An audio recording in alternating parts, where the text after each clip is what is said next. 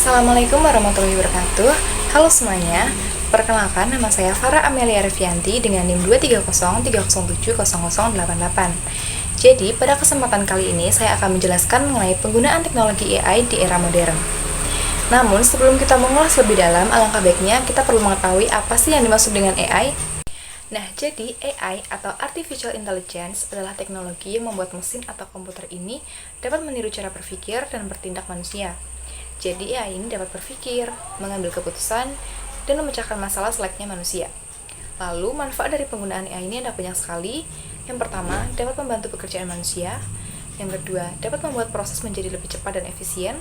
Lalu dapat menganalisis data dalam jumlah besar, dan bahkan hingga mampu membantu dokter untuk mendeteksi penyakit lebih cepat. Lalu, contoh dari penggunaan teknologi AI ini dapat kita jumpai di kehidupan sehari-hari, seperti penggunaan Google Translate, maupun asisten virtual seperti Google Assistant atau Meta AI. Selain itu, AI ini memiliki kemampuan untuk mengenali suara.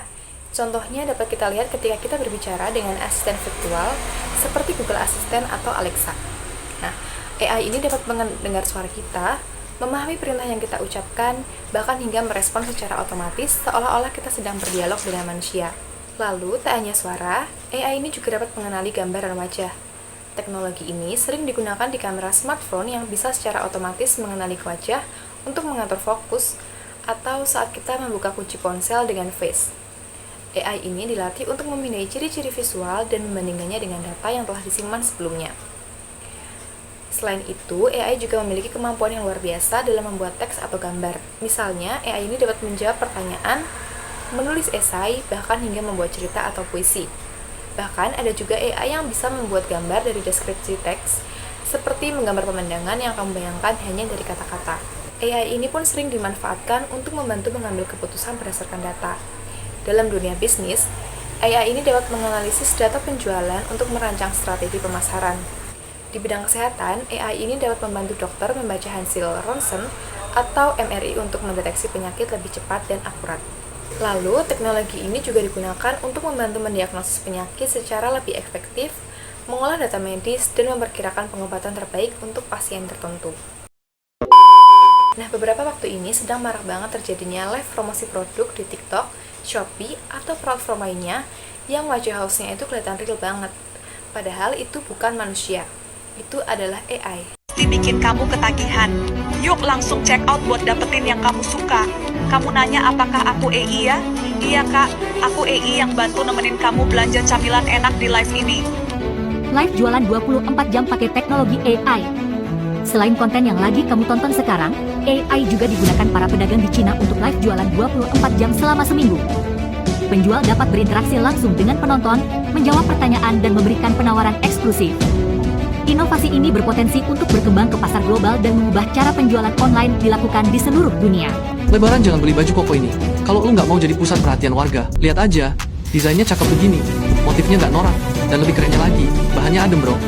Ini Mega, asisten AI yang siap membantu kamu dengan info produk dan menjawab pertanyaan dengan cepat dan akurat.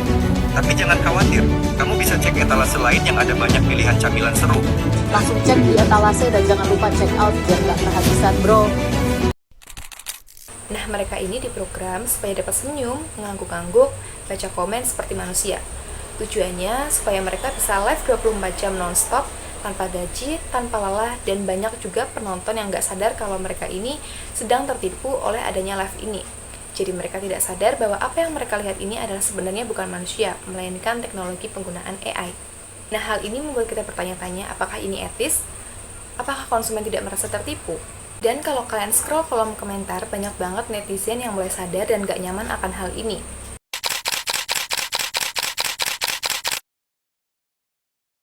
Banyak komentar menunjukkan rasa tidak nyaman dan kecewa karena merasa telah ditipu secara visual dan emosional. Netizen merasa bahwa saat mereka menonton live, mereka berharap berinteraksi dengan manusia sungguhan, bukan AI. Komentar ini menunjukkan adanya ekspektasi sosial dalam komunikasi digital, di mana transparansi identitas menjadi hal penting dalam membangun kepercayaan konsumen. Penyalahgunaan AI tanpa kejelasan terbuka memicu krisis kepercayaan. Lalu, beberapa netizen juga merasa bahwa interaksi dengan model AI ini terasa menyeramkan, dingin, dan tidak manusiawi. Ada kekhawatiran bahwa teknologi ini mulai menghapus ruang emosi dan empati dalam jual beli. Komentar ini mencerminkan respon emosional di mana manusia merasa tidak nyaman dengan sesuatu yang mirip manusia tapi tidak hidup. Ini memperlihatkan bahwa pengalaman konsumen bukan hanya rasional tapi juga emosional. Sebagian komentar lebih menekankan pada nilai kemanusiaan dan dukungan terhadap usaha beli. Mereka lebih memilih beli dari manusia sungguhan karena merasa itu lebih adil, lebih jujur, dan lebih bermakna. Ada bentuk solidaritas sosial digital yang muncul. Komentar ini mencerminkan keinginan untuk tetap menjaga interaksi manusiawi dan menolak dehumanisasi ekonomi digital. Ini juga memperlihatkan sisi etika konsumen, bukan sekedar soal harga dan produk. Adanya komentar penolakan dari netizen ini terhadap penggunaan AI bukan hanya soal emosi saat, tetapi menunjukkan bahwa banyak orang mulai merasa khawatir dengan perubahan nilai-nilai sosial dan etika di dunia digital. Meski teknologi makin canggih, masyarakat ini tetap ingin ada kejujuran dalam berinteraksi, jual beli yang saling peduli, perlindungan dari penipuan online, dan kesempatan yang adil untuk para pelaku usaha manusia asli. Ini menjadi bukti bahwa AI ini belum bisa dan tidak seharusnya menggantikan semua bentuk interaksi manusia. Teknologi memang boleh membantu, tapi nilai-nilai kemanusiaan tetap yang paling penting. Nah, disinilah pentingnya literasi digital.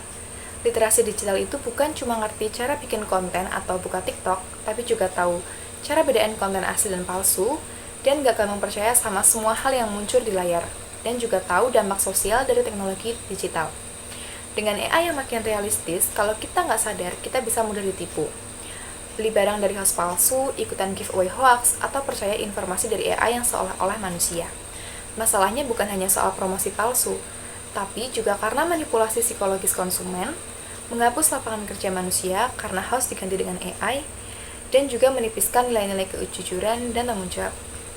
Kita jadi hidup di mana dunia ini nggak tahu siapa yang beneran manusia dan mana yang cuma program. Dan yang paling bahaya ini, kita dapat mulai menganggap semua orang ini dapat diganti dengan mesin. Teknologi memang membantu, tapi apakah kita akan kehilangan sisi kemanusiaan kita? Kalau kita lihat pedagang di pinggir jalan, mereka ini bangun pagi, atau seperti membuat adonan sendiri, hingga jualan di pasar di pinggir jalan. Itu adalah hasil kerja keras nyata mereka, dan itu manusia. Nah, jangan sampai kita percaya pada wajah digital daripada penjual yang asli dan jujur. Jadi, mari lebih bijak lagi dalam menggunakan teknologi. AI itu alat, bukan musuh, tapi juga jangan sampai disalahgunakan. Jadi, mari kita menjadi konsumen dan warga Indonesia yang melek digital, mendukung penjual dan konten asli, serta menggunakan teknologi secara baik-baik. Dan kita juga jangan sampai melupakan tenaga manusia. Karena di dunia digital ini, yang makin maju ini yang paling dibutuhin justru nilai-nilai lama seperti kejujuran, empati, dan saling percaya. Baik, sekian penjelasan dari saya. Kurang lebihnya mohon maaf. Terima kasih atas perhatiannya. Wassalamualaikum warahmatullahi wabarakatuh.